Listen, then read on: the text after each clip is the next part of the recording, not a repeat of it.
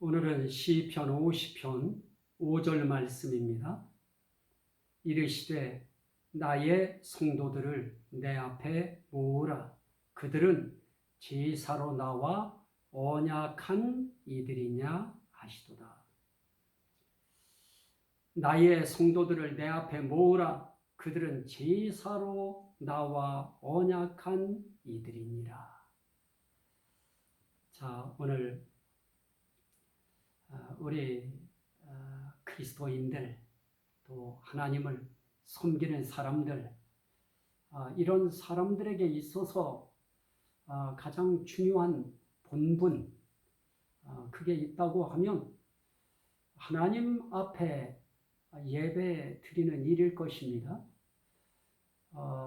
각 정부 산하의 각 기관들, 또 정부 기관들, 그런 기관들은 결국 아침부터 정해져 있는 그 시간까지 토요일을 제외하고 공휴일을 제외한 그 모든 날에 그들은 업무를 봅니다. 각자의 맡겨진 그 직에 따라서 업무를 수행하면서 그 삶을 그들 삶의 한 본분으로 그렇게 여기고 살아갑니다.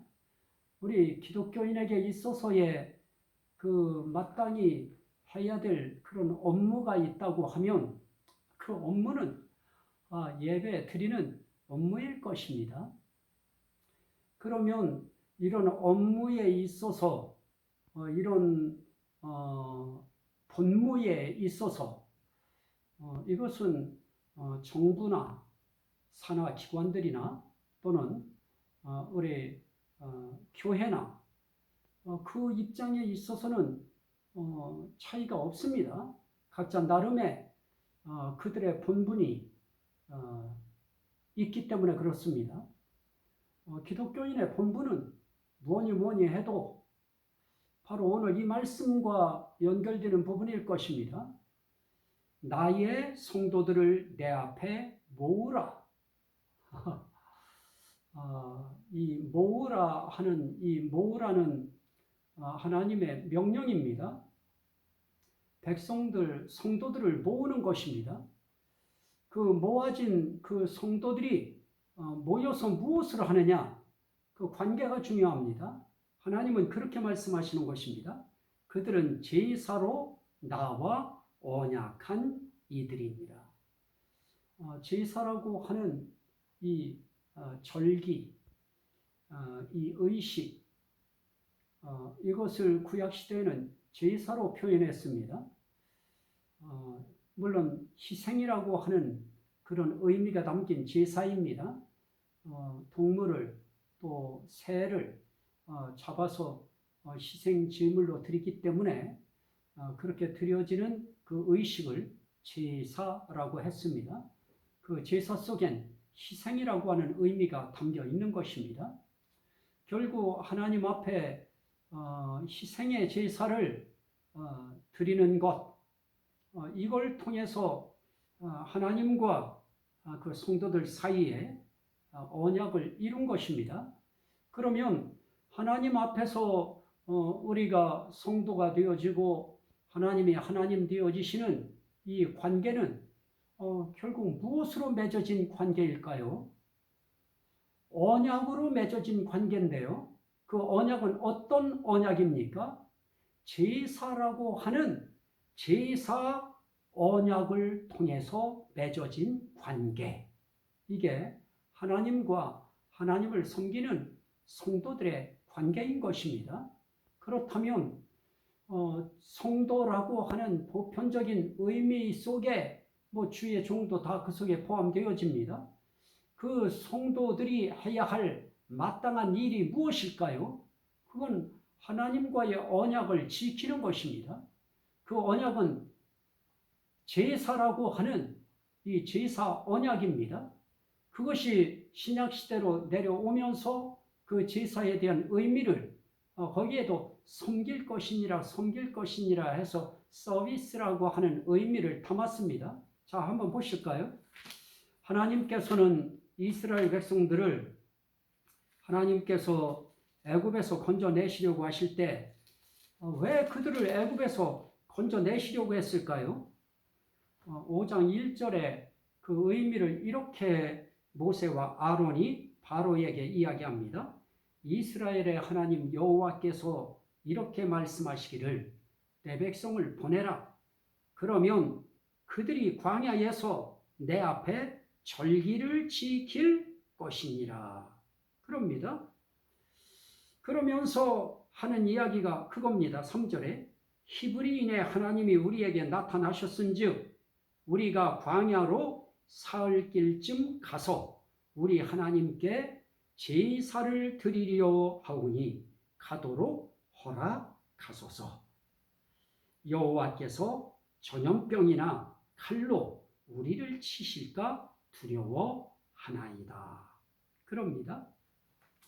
자, 이렇게 우리는 하나님께 제사를 드리기 위해서 광야로 사흘길쯤 가야 될 터이니 우리를 이제 좀 보내달라 하는 것입니다. 하나님은 내 앞에 내 백성들이 절기를 지킬 것이니라 그럽니다.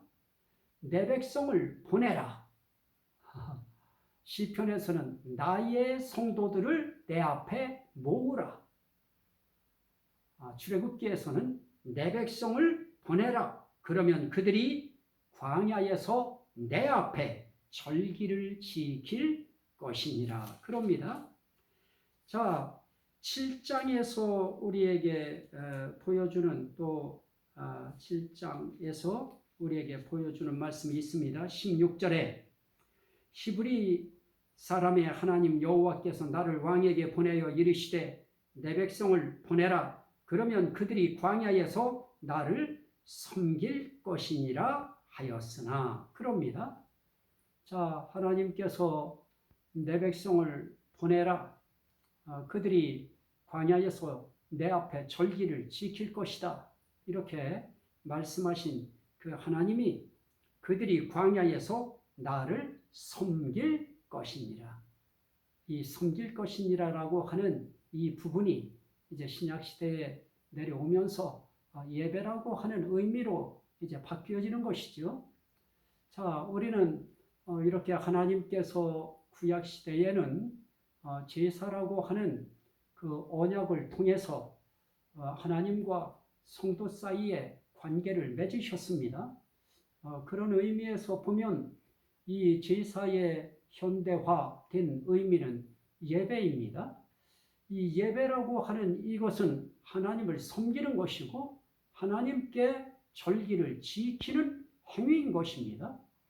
그렇다면 우리 성도들이 해야 될 마땅한 본분, 마땅한 업무 가운데 가장 기본적이고 본질적이고 가장 핵심적인 그런 일은 바로 예배 드리는 일입니다. 이 예배 드리는 그 일을 위하여 하나님께서는 바로 왕이라고 하는 애굽 왕으로부터 자기 백성들을 해방시키시려고 모세와 아론을 그 궁으로 보내신 것입니다. 그러면서 이런 사명을 주어서 보내시는 것입니다. 내 백성 건져내서 내 앞에 절기를 지키고 나를 섬기게 할 것이니라 하는 이런 목표를 주어서 보내셨던 것입니다.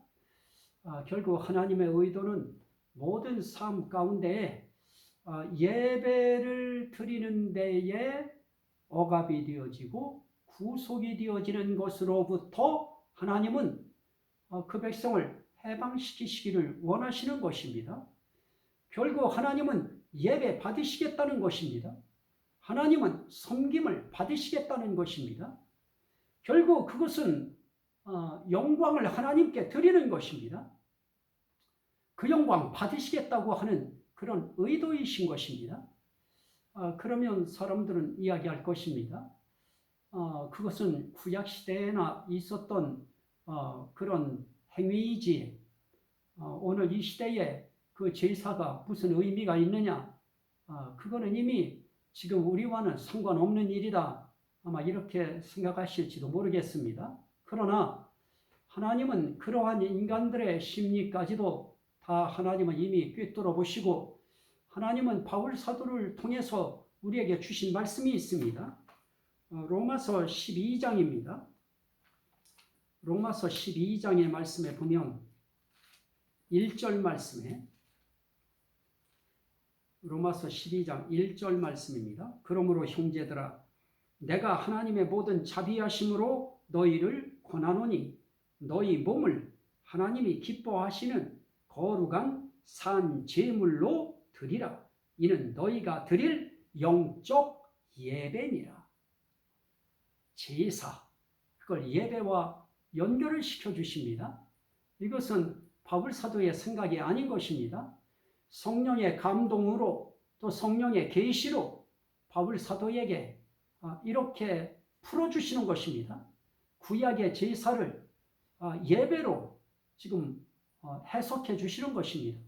자, 그렇다고 하면 하나님께서는 우리에게 뭐를 원하시느냐? 너희 몸을 하나님이 기뻐하시는 거룩한 산 제물로 드리라. 그럽니다. 우리는 산 제물로 하나님 앞에 드려지는 그런 존재입니다. 그러면 그렇게 산 제물로 드려질 때 그 산 제물이 무엇으로 제물이 되어지느냐? 너희 몸으로. 그럽니다. 자, 우리 몸으로 산 제물이 되어지려고 하면 거기에는 조건이 있습니다. 거룩한 산 제물이 되어져야 됩니다. 그리고 하나님이 기뻐하시는 산 제물이 되어져야 되는 것입니다. 자, 그렇다고 하면 그렇게 하나님이 기뻐하시고 하나님이 거룩하게 여기시는 산 제물이 될 때 그때 비로소 그런 예배를 어떤 예배라고 하느냐? 영적 예배라 그러는 것입니다. 결국 영적 예배의 가장 중요한 핵심 요소가 무엇입니까? 하나님이 기뻐하시는 예배인 것입니다. 몸으로 우리가 하나님이 기뻐하시는 그러한 예배를 우리가 드릴 때 그것이 바로 하나님 앞에 거룩한 산 제물이 되어지는 것입니다. 자, 그러면 하나님이 기뻐하시는 그러한 제물이 되려고 하면 어떻게 해야 됩니까? 가장 중요한 것이 너희는 이 세대를 본받지 말고 그럽니다. 결코 이 세대를 몸으로 본받으려고 하면 이 세대가 그 몸을 거룩한 산 제물이 되도록 그냥 두지 않습니다. 이 세대는 결국은 마귀에게 붙들린 세대인 것입니다. 영적 세계에서 이 마귀가 임금이 되어서 이 세대를 또 이 세대의 모든 문화와 이 모든 이 세상 가치를 이 마귀가 딱 틀어 쥐고서 뒤에서 조종하는 것입니다. 그래서 이 세상의 이 세대는 결국은 어떤가? 이 세대는 하나님께로 우리가 산 제물이 되어지는 그런 예배를 드리지 못하도록 방해하는 것입니다. 그래서 너희는 이 세대를 본받지 말고 오직 마음을 새롭게 함으로 변화를 받아. 어떻게 변화를 받습니까? 하나님의 선하시고 하나님의 기뻐하시고 하나님의 온전하신 뜻이 무엇인지 분별하는 그런 마음으로 드리는 예배. 다시 말씀드립니다. 하나님의 선하시고 하나님의 기뻐하시고 하나님의 온전하신 뜻이 담긴 그런 예배로 우리 몸을 드릴 때 그 몸은 거룩한 산 제물, 다른 말로 영적 예배가 되어지는 것입니다. 자, 그러면 여기서도 우리가 생각할 수 있는 것이 무엇입니까? 하나님의 선입니다. 하나님의 기뻐하심입니다. 하나님의 온전하신 뜻입니다.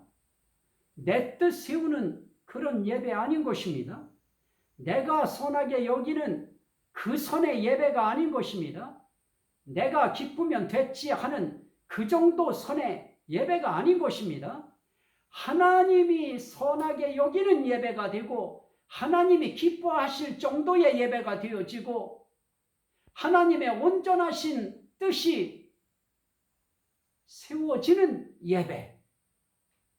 그럼 결국은 하나님 중심의 예배가 되어지는 것입니다. 하나님께 전폭적으로 기쁨이 되어지게 드려지는 예배. 그 예배가 어떤 예배일까요? 자, 다시 시편 50편으로 넘어가십니다. 시편 50편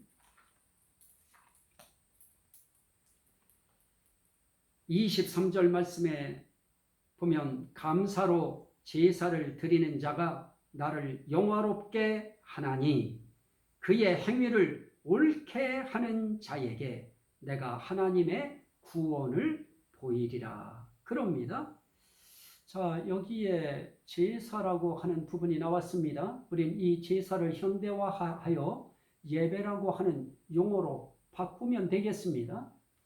자, 그러면 하나님 앞에 하나님이 선하게 여기시고 기쁘게 여기시고 온전하게 여기시는 그 뜻이 담긴 그런 몸으로 드리는 산 제물 제사가 되려고 하면 어떻게 해야 할 것인가?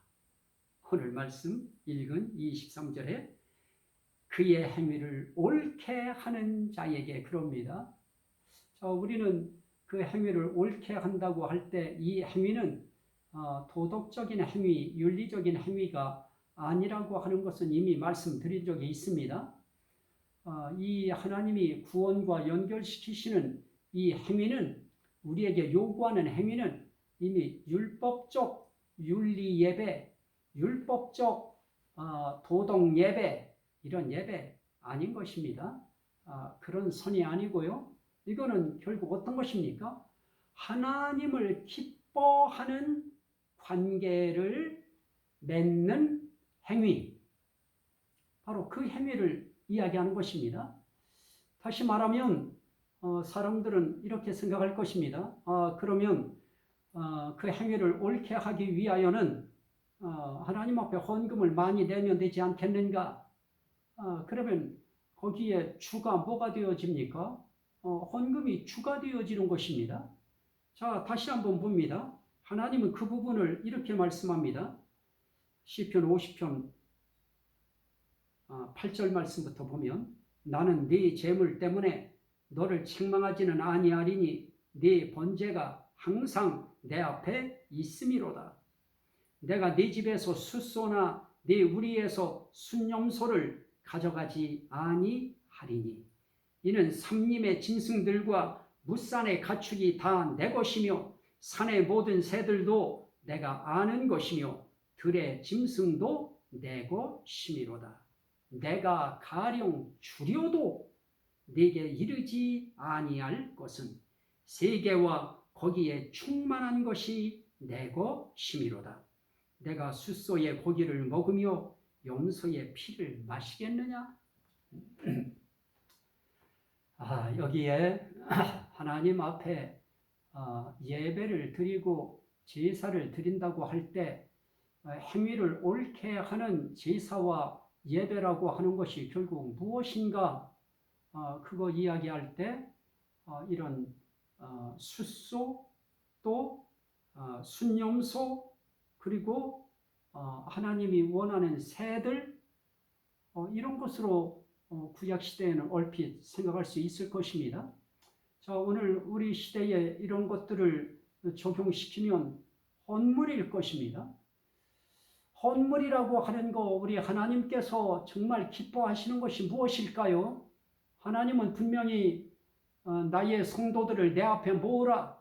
그들은 나와 제사로 언약을 맺은 자들이니라 이렇게 말씀을 하시면서 그들에게 이렇게 말씀하시는 것입니다. 내가 너희들 재물이 탐나는 줄 아느냐? 내가 너희들이 끌고 와서 드리는 숫소나 순염소나 그런 짐승, 가축, 새들 내가 그거 탐하는 자인 줄 아느냐?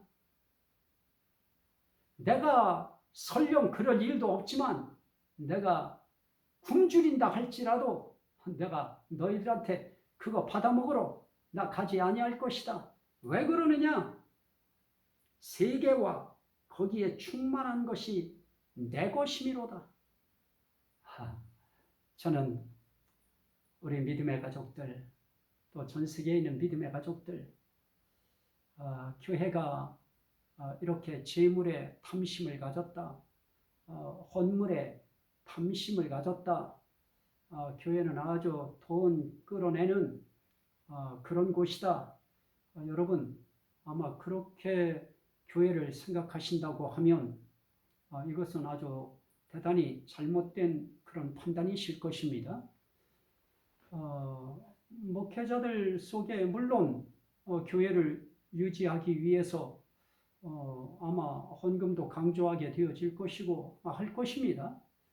물론 헌금도 필요합니다. 하지만 우리 하나님께서 정말 중요하게 여기시는 것이 헌금일까요? 그것이 아닐 것입니다. 오늘 하나님이 말씀하시고자 하는 것은 너희 몸을 내 앞에 산 제물로 드려라. 나는 너희 몸을 제물로 드리는 것을 원한다. 내가 원하는 것은 숫소나 순염소나 어떤 가축이나 그런 비둘기 같은 새들이 아니다. 그런 언저리의 것들을 내가 원하는 거 아니다. 내가 숫소의 고기를 먹으며 염소의 피를 마시겠느냐? 너희들이 헌금을 드린다고 해서 내가 그 헌금 먹고 마시느냐? 아니다. 내가 원하는 거 본질적인 건 그거 아니다. 그럼 무엇입니까? 감사로 제사를 드리는 자가 나를 영화롭게 하나니. 감사 예배 드리는 것이다. 너희 몸으로 나에게 나와서 감사 예배 드리는 것이다. 그게 행위를 옳게 하는 것이다. 너희가 그렇게 감사 제사를 드릴 때 그게 나를 영화롭게 하는 것이다. 그게 나를 영광스럽게 하는 것이다. 그게 나를 기쁘게 하는 것이다.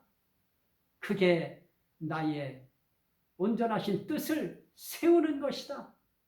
그게 정말 내가 선하게 여기는 것이다. 하나님은 그 말씀하시는 것입니다. 그러면 나는 이제 헌금 안 해도 되겠네요? 그것은 여러분 생각에 맡기겠습니다.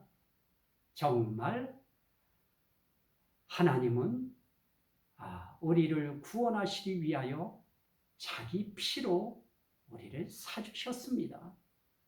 우리를 값으로 사셨습니다. 그분 앞에 우리는 이 몸으로 감사를 표현하는 것입니다. 건강 주신 것도 감사하고, 아픈 중에서 그나마 이렇게 걸을 수 있는 것도 감사하고, 그나마 이렇게 기침이라도 한번 크게 할 수 있는 것이 감사하고, 기침을 아플 때 어떻게 결리고 아픈데 어떻게 기침을 합니까?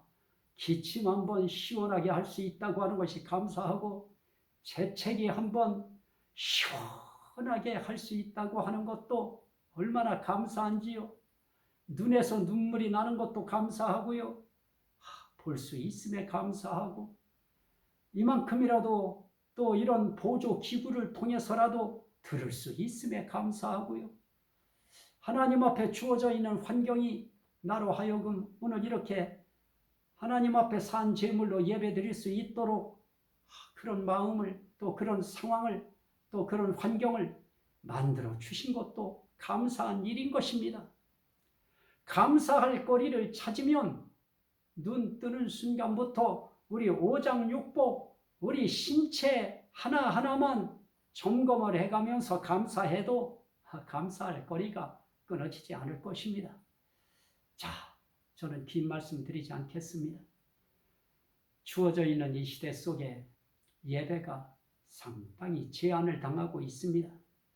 물론 표면적으로는 서로의 건강을 위하여 좋은 프레임이고 좋은 슬로건입니다. 서로 안전하기 위하여. 그러나 한 가지 정부의 책임자들이 모르는 것이 한 가지 있습니다.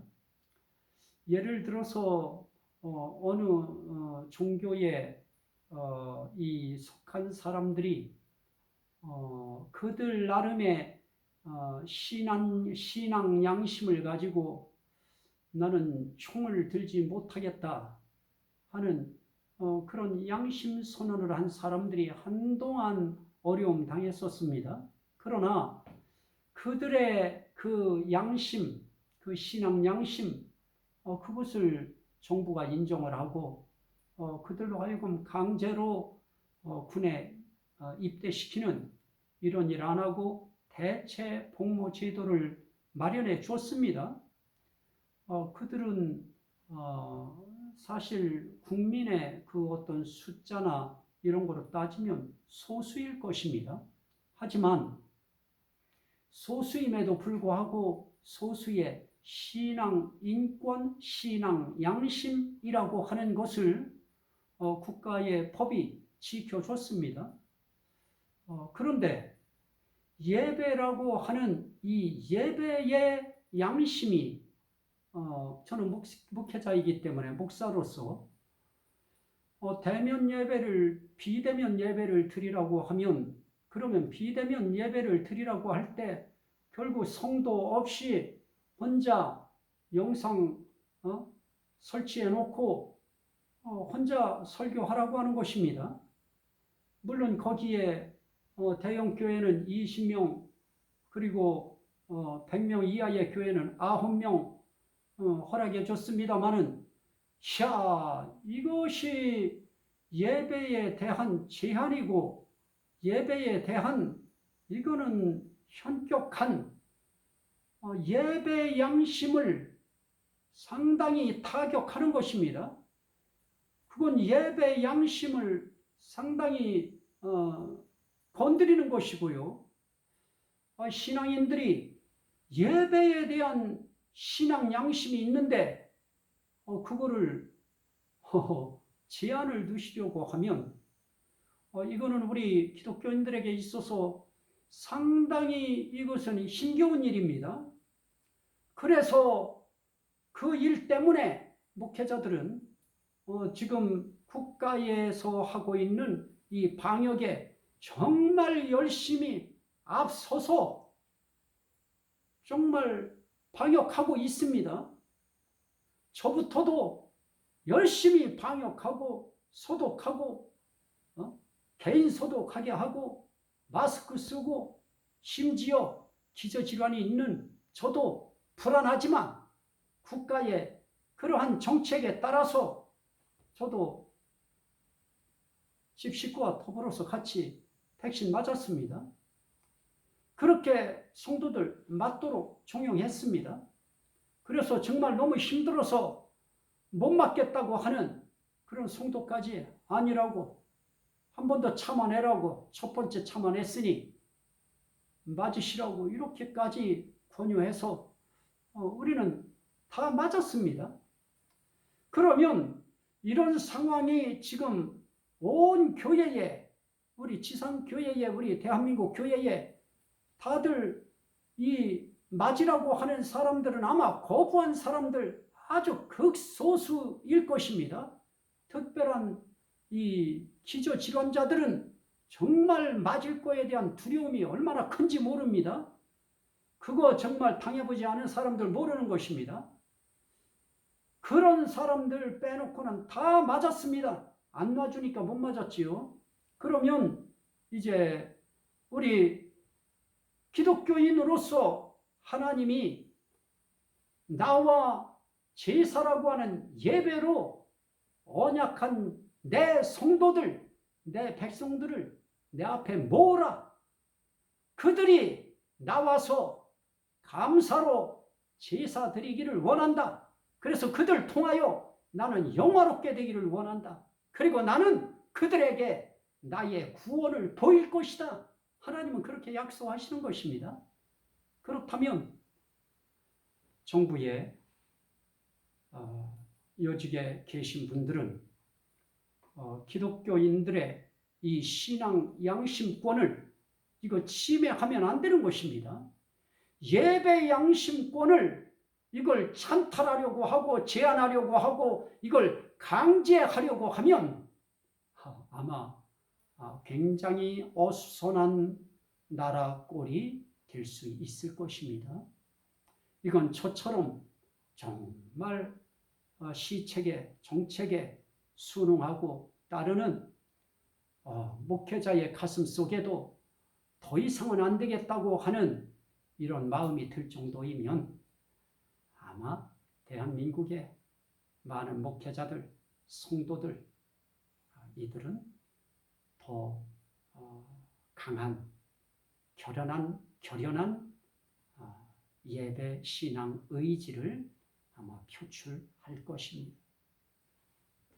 자, 하나님은 우리 기독교인들에게 이 영적 예배라고 하는 몸으로 하나님을 기쁘시게 해드리는 산 제물이 되시기를 원하십니다. 그 예배는 하나님 앞에 감사로 제사를 또 감사로 예배를 올리는 것입니다. 그 감사 속에는 맹목적 감사가 아닌 것입니다. 하나님의 선하심을 또 하나님의 기뻐하심을 또 하나님의 온전하신 뜻임을 깨달은 마음에서 나오는 감사인 것입니다. 그렇게 베푸신 하나님의 선하심과 하나님의 기뻐하심으로 우리를 위하여 구속의 역사를 진행해 가시는 이 삼일째 하나님의 은혜를 가슴속에 뼈저리게 느끼고 그것을 분출된 감사의 감정으로 올려드리는 예배. 그 예배는 감사라고 하는 이름으로 선하게 드려질 것이고 기쁨으로 드려질 것이고 온전한 자기 헌신으로 드려지는 예배가 될 것입니다. 그렇게 드려지는 예배를 통하여 나는 오늘 영적 예배를 하나님 앞에 드렸다. 이렇게 영적 예배에 하나님이 기뻐하시는 감사 예배를 드림으로 비로소 저욱이 스스로 위로를 받고 평안을 얻고 또 나라와 민족을 위하여 주어진 삶의 일터에서 소중한 일을 해나갈 수 있는 힘과 용기를 얻게 되어지는 것입니다. 자, 이 한 주간도 우리는 제사라고 하는 예배로서 하나님과 성도와의 관계가 맺어졌다고 하는 것, 예배를 떠나서는 하나님과 성도의 관계가 유지될 수 없다고 하는 이 뚜렷한 명제를 가슴에 담고 주어져 있는 환경 그 속에서 오늘 살아있는 제물로서의 예배가 이루어지는 그런 저와 여러분들이 다 되어지시기를 주의 이름으로 축원합니다. 아멘. 오늘 이 말씀이 듣는 모든 심령들에게 생명이 되고 구원이 되고 은혜가 되고 복이 되고 능력이 되고 치료가 되고 회복이 되게 하시고 하나님께 영광이 되게 하옵소서. 예수 그리스도 이름으로 기도하옵나이다.